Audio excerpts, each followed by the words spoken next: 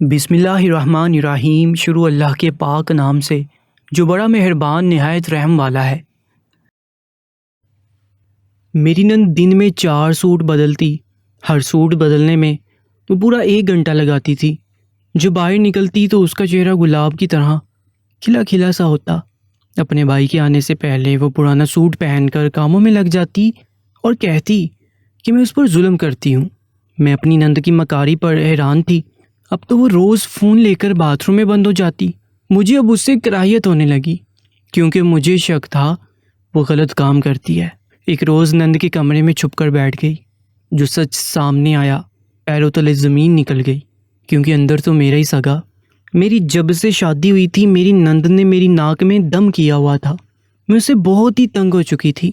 हर दिन मुझे तंग करने के मंसूबे बनाती रहती और मेरे शौहर के सामने मेरी बेइज्जती करवाती।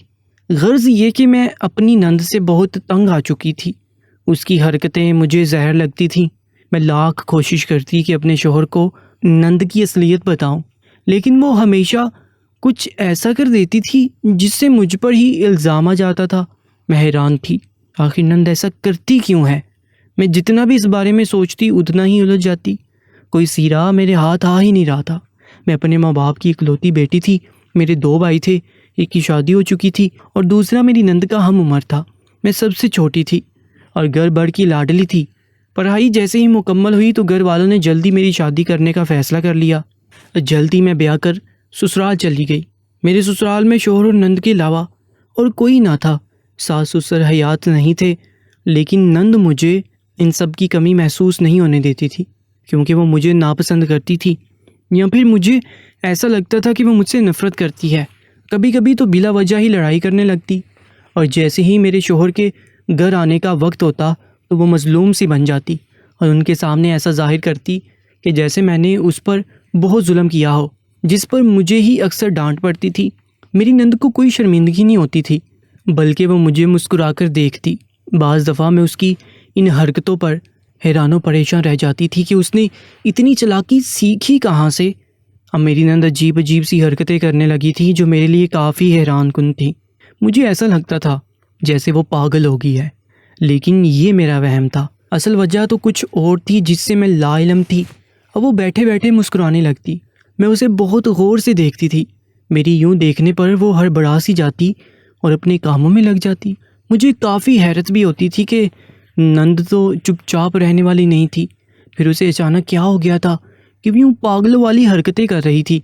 मेरा दिल किया शौहर को बता दूं, लेकिन फिर ये ख्याल मुझे झटकना पड़ा क्योंकि मेरे शौहर को मुझ पर यकीन तो था नहीं।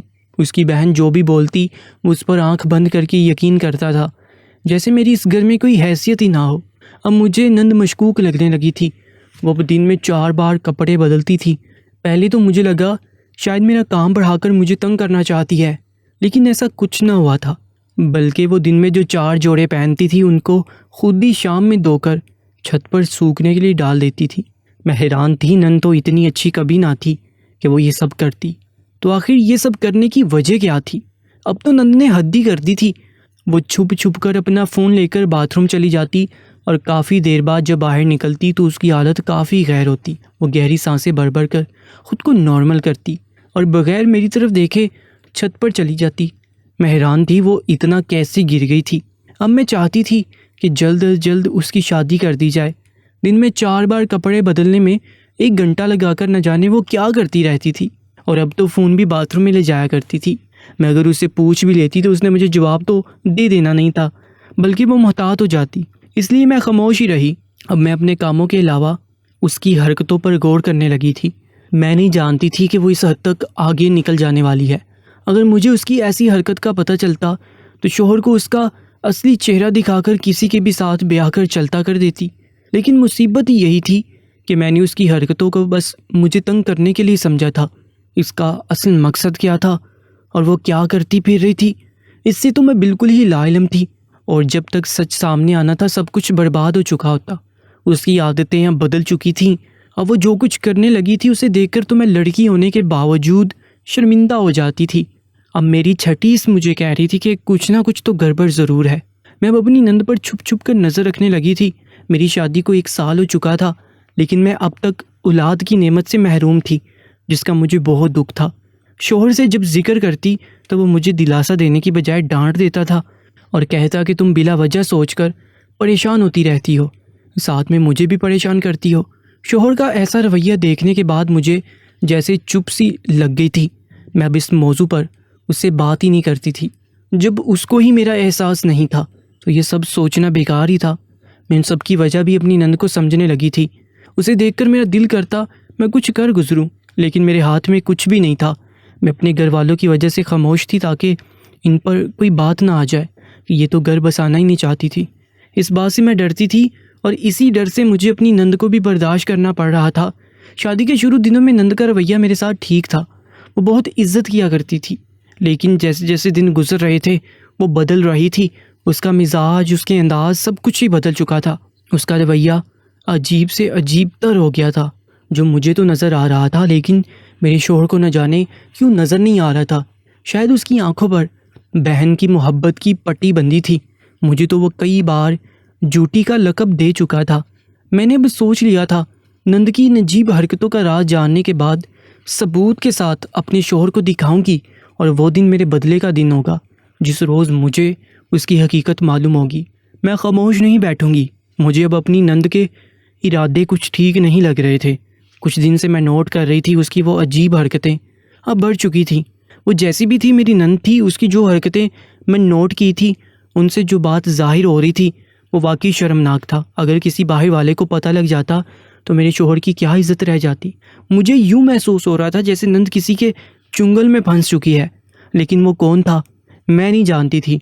नंद का बार बार कपड़े तब्दील करना और हर जोड़ा तब्दील करते हुए पूरा 1 घंटा लगाना, इसका मतलब साफ था कि वो ज़रूर ये सब काम कैमरे के आगे करती होगी और जिसके चक्रों में है उसको दिखाती होगी। मैं पता नहीं क्या से क्या सोचे जा रही थी। मुझे कभी कभी तो खुद पर हैरानगी होती कि मैं कैसे इतनी मनफी सोच सकती हूँ। हो सकता है मैं जो कुछ सोच रही हूँ वैसा कुछ हुआ ही ना हो, नंद ऐसा कोई गलत काम करती ही ना हो, लेकिन जो भी था मुझे सच जानना था। मैंने सोचा नंद को एक बार समझाकर ही देख लिया जाए। इसीलिए मैं अचानक उसके कमरे में चली गई तो वहाँ मुझे मर्दाना खुशबू महसूस हुई। ये कैसी अजीब सी खुशबू तुम्हारे कमरे से आ रही है? ऐसे लग रहा है कि जैसे किसी मर्द की खुशबू हो। मेरे पूछने पर नंद के चेहरे का रंग फक हो गया था। वो अचानक से बौखला गई। शायद उसे उम्मीद नहीं थी कि मैं उससे ऐसा कोई सवाल भी कर सकती हूँ। उसके चेहरे के बदलते रंग को मैंने बहुत अच्छी तरह नोट किया था। पहले तो वो बहाना बनाने लगी और जब मैंने दोबारा खुशबू के बारे में पूछा तो वो जल्दी खुद पर काबू पाते उल्टा मुझ पर ही चढ़ दौड़ी कि मैं उसके किरदार पर शक कर रही हूँ, इस पर तोहमत लगा रही हूँ। उसने मुझसे इतनी बदतमीज़ी की कि मैं तौबा करती वहाँ से अपने कमरे में आ गई। मुझे अब पक्का यकीन हो चुका था कि ज़रूर उसका बाहर चक्कर चल रहा है जो वो हमसे छुपा रही है। अगली सुबह जैसे ही वो घर से निकली मैं भी पीछा करने लगी, लेकिन मुझे रास्ते में ही पड़ोसन मिल गई जिसने मुझे बातों में उलझा दिया। उस रोज़ मैं अपनी नंद का पीछा न कर सकी और नाकाम ही घर लौट आई। मुझे अब उसे रंगे हाथों पकड़ना था, लेकिन मेरे हाथ ऐसा कोई भी मौका नहीं आ रहा था। मुझे कुछ समझ नहीं आ रहा था कि मैं अपनी नंद को रंगे हाथों कैसे पकड़ूं। यही सोचते सोचते बहुत से दिन गुजर गए, लेकिन मैंने उस पर नज़र रखनी नहीं छोड़ी थी। अब उसने एक नया तरीका ढूंढ लिया था मुझे अपने शोहर के सामने शर्मिंदा करने का। जैसे ही मेरे शोहर का घर आने का वक्त होता वो पुराने कपड़े पहन लेती और मेरे शोहर पर ऐसा जाहिर करती कि मैं उससे सारे घर का काम करवाती हूँ, और मेरा शोहर उसकी ये हालत देखकर मुझ पर ही गुस्सा होने लगता। मैंने बहुत बार अपनी सफाई पेश की, लेकिन मेरी कोई भी वजाहत काम ना आई। अब ये सब मेरी बर्दाश्त से बाहर ही हो चुका था। मुझे समझ नहीं आता था कि मेरी नंद मुझसे कौन सी दुश्मनी निकाल रही थी और ऐसा क्यों कर रही थी। अब तो मैं सोच सोच कर पागल हो रही थी कि क्या करूं। मेरी आर पार होती नज़रें खाने के दौरान भी नंद के ऊपर ही थी। उसकी पिछली सारी हरकतें फिल्म की तरह मेरी आंखों के आगे चल रही थी। कपड़े बदलते इतना वक्त लगाना, बार बार कपड़े बदलना और उसके कमरे से रोज़ मर्दाना खुशबू का आना। हाँ, मर्दाना खुशबू का आना। ये मैंने पहले नोट क्यों ना किया भला? इसका तल्लुक इस बात से था जब से शादी हुई थी मैं काफ़ी गहरी नींद सोने लगी थी। मेरे शोहर तो थे ही पक्की नींद के। इसका मतलब था हमारे सोने के बाद कोई ना कोई घर आता है। लेकिन कौन? आखिर कौन था वो शख्स जिसके साथ नंद इतना आगे बढ़ चुकी थी कि उसे अपने घर और कमरे तक रसाई दे चुकी थी, वो भी हमारी बेखबरी की नींद के बायस। इन्हीं सोचों में गुम मैं शोहर को गर्म दूध ला कर दिया और ख़ुद भी सोने के लिए लेट गई। अब तो मुझे कुछ और सूझता ही नहीं था। हर वक्त नंद की अजीब हरकतें मेरे दिमाग में चलती रहती थीं। न जाने कब नींद मुझ पर गालिब आ चुकी थी, कुछ खबर ना हुई। आधी रात को मैं प्यास की शिद्दत से उठ बैठी और किचन में पानी लेने गई तो पानी पीकर जूं ही मैं कमरे में जाने लगी कि मेरी नज़र नंद के कमरे की जानिब गई, जहाँ लाइट जल रही थी। मुझे ऐसा महसूस हुआ कि वहाँ नंद के अलावा भी कोई मौजूद है। मैं आहिस्ता कदमों से चलती उसके कमरे की तरफ बढ़ी, जहाँ से अब आहिस्ता आहिस्ता आवाज़ भी आ रही थी। मैं जूं ही कमरे के पास पहुंची, आवाज़ अजीब सी सिसकियों में बदल चुकी थी। मेरा तो सर ही चकरा गया था। ये क्या हो रहा था रात की इस पहर? मैंने ज़ोर ज़ोर से नंद के कमरे का दरवाज़ा बजाया तो अंदर खामोशी हो गई। लेकिन हैरान मैं तब हुई जब नंद ने आकर दरवाज़ा खोला ही ना, बल्कि मेरे शोहर कमरे से उठकर बाहर आ गए और शोर करने की वजह पूछने लगे। अब मैं उनको क्या बताती कि अंदर आपकी बहन क्या क्या गुल खिला रही है, लेकिन बताना भी ज़रूरी था। मेरे पास यही तो मौका था। इसलिए मैं जल्दी से बोली कि मुझे नंद के कमरे से अजीब आवाज़ें आ रही थी। मैं दरवाज़ा बजा रही हूँ तो वो दरवाज़ा नहीं खोल रही। कहीं कोई मसला ना हो गया हो। मैंने बड़ी होशियारी से चाल चली थी ताकि शोहर को शक ना हो कि मैं उसकी बहन के ख़िलाफ़ उसे भड़का रही हूँ। तुमने रात का वक्त देखा है, 3 बज रहे हैं और तुम कह रही हो अंदर से आवाज़ें आ रही थी, और सिर्फ अपनी गलत फहमी को दूर करने के लिए कब से दरवाज़ा बजाए जा रही हो। सुबह ही पूछ लेती, थोड़ी देर में तो सुबह हो ही जानी थी। ऐसी कौन सी आफत थी जो इतनी रात को दरवाज़ा बजाकर पूछना ज़रूरी है? शोहर को नींद से उठने का इतना गुस्सा था कि वो बड़े ही उठे थे। लेकिन आप ये भी तो देखें, आवाज़ सुनकर आप आ गए, लेकिन आपकी बहन अभी तक नहीं उठी। कहीं उसे कुछ हो ना गया हो। मैंने अपनी आखिरी कोशिश की थी जो कि कारगर भी साबित हुई थी। शोहर ने जब अपनी बहन को आवाज़ लगाकर 2-3 बार दरवाज़ा खटखटाया तो उसने मंदी मंदी आंखों से दरवाज़ा खोलकर हम दोनों को देखा था और पूछने लगी कि हम लोग इस वक्त उसके कमरे के बाहर क्या कर रहे हैं। उसकी बात सुनकर मैं तो दंग रह गई थी। तब मुझे पता चला कि वो झूठी होने के साथ साथ इतनी बड़ी अदाकार भी है। जबकि उसकी बात सुनकर शोहर ने खौनखार नज़रों से मेरी तरफ देखा और कुछ भी कहे बगैर अपने कमरे में चले गए। नंद ने भी मुस्कुराकर मेरी तरफ देखा और कमरे का दरवाज़ा बंद कर दिया। उसकी मुस्कुराहट से साबित हो चुका था कि वो आवाज़ यकीनन उसी की ही थी। मैंने सोच लिया था मुझे क्या करना है, इसलिए खामोशी से कमरे में आकर सोने के लिए लेट गई। अगली सुबह जब मैं उठी तो जल्द से नंद को जगा लाई और उसे उसकी पसंद का नाश्ता बनाकर दिया। जिस दौरान वो नाश्ता कर रही थी, मैं जल्दी से मौका देखते ही उसके कमरे में चली गई थी और रात जो मनसूबा बनाया था उस पर अमल करके जल्दी से बाहर आकर फिर से नॉर्मल होगी। जब नंद कमरे में चली गई तो मैंने एक चक्कर बाथरूम का भी लगाया था। मैं अपने किए से बहुत खुश थी कि चलो आज तो सच सामने आ ही जाएगा। लेकिन मैं नहीं जानती थी कि जो मनसूबा मैंने बनाया है उससे हटकर आज मुझ पर कौन सी भयानक हकीकत खुलने वाली थी, जिसके बाद मेरे और शोहर के दरमियान दूरियां आने वाली थीं, जिसकी वजह से हमारी ज़िंदगी पूरी तरह बदलने वाली थी। शाम तक वही मामूल की तरह नंद ने 4 बार सूट बदले थे, लेकिन आज एक और अजीब बात हुई थी कि वो कमरे से बाहर निकली ही नहीं थी। जब तक वो कमरे से बाहर ना आती मैं अपने मंसूबे में कैसे कामयाब हो सकती। शोहर के आने का भी वक्त होने वाला था। मैंने जल्दी से खाना बनाया, वहाँ से फारिग हुई तो अम्मा की कॉल आ गई। उनसे बात करते वक्त का पता ही ना चला और इस दौरान मैं सब कुछ ही फरामोश कर बैठी थी। जब फ़ोन बंद किया तो शोहर के खाना खाने के बाद मुझे वो सब याद आया था, लेकिन अब देर हो चुकी थी। मैं अपना दिल मुसव्वस कर रह गई थी। मैंने सोच लिया था कल सुबह होते ही नंद के कमरे में जाकर सबसे पहले मुझे अपना वो ज़रूरी काम करना था। वो सब सोचते हुए मेरा खाना खाने का दिल ही ना किया, इसलिए मैंने एक कप चाय का बनाकर बिस्किट के साथ खाने के बाद कमरे का रुख किया। शोहर तो कब का सो चुका था, लेकिन हैरत की बात थी मुझे नींद ही नहीं आ रही थी। वरना तो मैं काम ख़त्म करते ही गहरी नींद सो जाती थी और कभी ही ऐसा होता कि शदीद प्यास लगती तो उठती, वरना सुबह ही आँख खुलती थी। और आज मामूल से हटकर नींद ही नहीं आ रही थी। अभी मैं उन्हीं सोचों में गुम थी कि मुझे घर का दरवाज़ा खुलने की आवाज़ आई थी। पहले तो ख्याल चोर का आया था, लेकिन फिर अचानक मेरा जहन नंद की तरफ चला गया। मैंने थोड़ी देर इंतज़ार किया। जब मुझे बाहर से वो हल्की आवाज़ भी आना बंद हुई तो मैं बग़ैर चप्पल पहने दबे पाँव नंद के कमरे के बाहर जाकर खड़ी हो गई। अंदर से मुझे वही सिसकियों की आवाज़ आज फिर आ रही थी। अब ये तो मेरा वहम हरगिज़ नहीं था, बल्कि ये तो सच था। मैंने किसी खदशे की सूरत नंद के कमरे की खिड़की को हल्का सा खोलने की कोशिश की थी और ये मेरी खुशकिस्मती ही थी कि खिड़की खुली हुई ही थी। लेकिन जब नज़र सामने नंद के साथ मौजूद शख्स पर पड़ी तो सर पर आसमान टूट पड़ा। मुझे अपनी आंखों पर यकीन ही नहीं आ रहा था। ऐसा लग रहा था जैसे मेरे पैरों के नीचे से किसी ने ज़मीन ही खींच ली हो, क्योंकि सामने कोई और नहीं बल्कि मेरा ही छोटा भाई मौजूद था, जो मेरी नंद के साथ बेड पर बैठा हुआ था। मैंने उसी वक्त अपने शोहर को जगाया था, जो मुझ पर बहुत गुस्सा हो रहे थे, लेकिन मैंने उनकी एक ना सुनी और खामोश रहने का इशारा करते उनको अपने साथ बाहर ले आई। हम दोनों अब नंद के कमरे की खिड़की के बाहर खड़े खामोशी से उनकी बातें सुन रहे थे, जहाँ नंद रोते हुए मेरे भाई को बता रही थी कि वो हामिला हो चुकी है और अब तो मैं भी उस पर शक करने लगी हूँ। अगर ये बात खुल गई तो वो किसी को मुंह दिखाने के लायक नहीं रहेगी। हम दोनों पूरे सच से नावाकिफ़ थे, इसलिए आधा सच जानकर ही हम दोनों की हालत ख़राब हो गई थी। मेरी नंद, कुंवारी नंद, हामिला थी और रात की उस पहर मेरा भाई उसके पास बैठा हुआ था। जिस बात की तरफ इशारा हो रहा था वो सोचते मैं कांप उठी थी। शोहर ने गुस्से में खिड़की पर मुक्का मारा और दरवाज़ा खोलते अंदर दाखिल हो गया और जाते ही मेरे भाई को 2-3 थप्पड़ मारने के बाद उसने अपनी बहन को थप्पड़ मार दिया।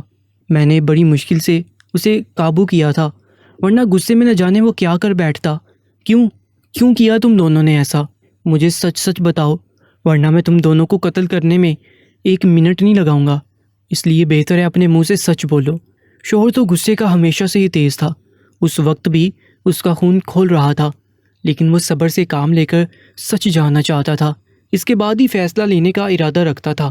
मेरे भाई ने सर झुकाकर बोलना शुरू किया था कि हमारी शादी के बाद जब मुझसे मिलने आता था तो तभी नंद को और उसे मोहब्बत हो गई थी। वो एक दूसरे को पसंद करने लगे थे, लेकिन मेरी अम्मी हमेशा से ही वट्टा सट्टा के खिलाफ थी, इसलिए वो जानता था कि इस शादी के लिए कोई राज़ी ना होगा। अम्मी भी अब उसकी शादी जल्द करना चाहती थी, इसलिए उन दोनों ने यह कदम उठाया और खुफिया निकाह कर लिया। इसके बाद जब भी मेरे घर आता तो नंद से बड़े आराम से मिलता, क्योंकि उसे लगता था अब वो उसकी बीवी है। लेकिन वो दोनों जल्दी घर वालों को सच बताने का इरादा रखते थे और अपने डर की वजह से ऐसा कर ना पाते थे। भाई की बात सुनते ही शोहर ने अपनी बहन को एक और थप्पड़ दे मारा था। उसका गुस्सा भी जायज़ था। वो क्यों ना गुस्सा करता भला? उसकी बहन ने ना सिर्फ छुपकर निकाह किया था, बल्कि मेरे भाई को रात में छुप छुप कर घर भी बुलाती थी, जिसका नतीजा ही था कि वो हामिला हो चुकी थी और अब अपने किए पर शर्मिंदा थी। नंद ने बताया था कि वो हमारे खाने में हफ्ते में 2 बार नींद आवर दवाई मिलाती थी, जिसकी वजह से हमें उस पर ज़रा भी शक ना हुआ। और जब मैंने शक करते शोहर को बताया तो उसने यकीन ना किया।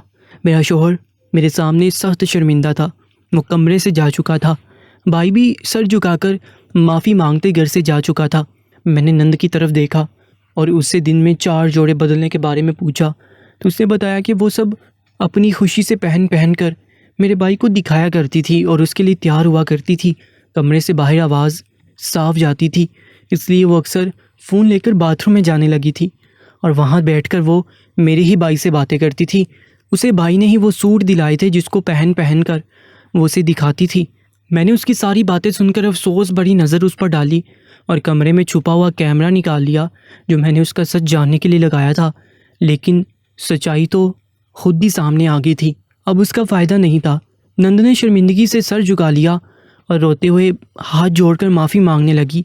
अगली सुबह मैंने घर जाकर भाई और नंद के बारे में अम्मा को अलग से सब सच बता दिया और भाभी को बताए बगैर यही तय पाया कि जल्द अज जल्द नंद की शादी कर दी जाए। महीने के अंदर अंदर ये काम हो चुका था। मेरे शोहर ने शादी के बाद से नंद से राब्ता ख़त्म कर दिया। वो अपनी बहन से इसी उम्मीद नहीं रखता था, इसलिए उसे बहुत दुख हुआ था। कुछ अर्सा वो बहुत परेशान और चुप चुप रहा था, लेकिन जब मैं हामिला हुई और हमारे घर बेटा पैदा हुआ तो शोहर फिर से नॉर्मल हो चुका था और वो मुझसे पहले से भी बढ़कर मोहब्बत करने लगा था। कई बार मुझसे माफ़ी भी मांग चुका था। नंद भी अपने ससुराल में मसरूफ़ हो चुकी थी। उन्होंने 7 महीने का बच्चा कहकर बड़ी मुश्किल से बात संभाली थी और वो भी अब अपनी बेटी के संग अच्छी ज़िंदगी गुजार रहे थे। मेरे शोहर ने अब तक अपनी बहन को माफ़ नहीं किया। उसने उनका दिल दुखाया था। मुझे यकीन था कुछ सालों में यकीनन वो उसे माफ़ कर देते। गलती हमारी है, हमने एक वट्टा सट्टा कामयाब नहीं देखा तो बस उसके खिलाफ ही हो गए। गलती असल हम वहाँ करते हैं जब एक घर बर्बाद हो रहा हो, आपस में 2 लोगों की ना बन रही हो तो उनकी वजह से दूसरे जोड़े को अपनी हंसती खिलती ज़िंदगी उजाड़ने की बिल्कुल भी ज़रूरत नहीं होती, बल्कि दूसरे जोड़े को समझाना चाहिए और अगर वो ना समझे तो अलहदगी अख्तियार कर सकते हैं, लेकिन इसका दूसरे जोड़े पर हरगिज़ असर ना हो। बस यहाँ पर ही लोग गलती कर जाते हैं और एक के साथ दूसरा घर अपनी ज़िद में बर्बाद कर देते हैं। तलाक एक लानत है जब मियाँ बीवी के दरमियान तलाक होती है तो सातों अर्श कांप जाते हैं। इसलिए अपनी बेजा ज़िद में इस गुनाह से बचें। नंद ने और मेरे भाई ने हमारी आंखों में धूल झोंक कर जो कुछ किया वो सही था। आपकी क्या राय है? बट्टा सटा होना चाहिए या इससे परहेज़ ही करना चाहिए, वरना एक साथ 2 घर बर्बाद हो सकते हैं। अपनी कीमती राय से हमें ज़रूर आगाह कीजिएगा और मज़ीद ऐसी ही कहानियों के लिए हमारे यूट्यूब चैनल दरबारी टीवी को सब्सक्राइब कर लीजिएगा।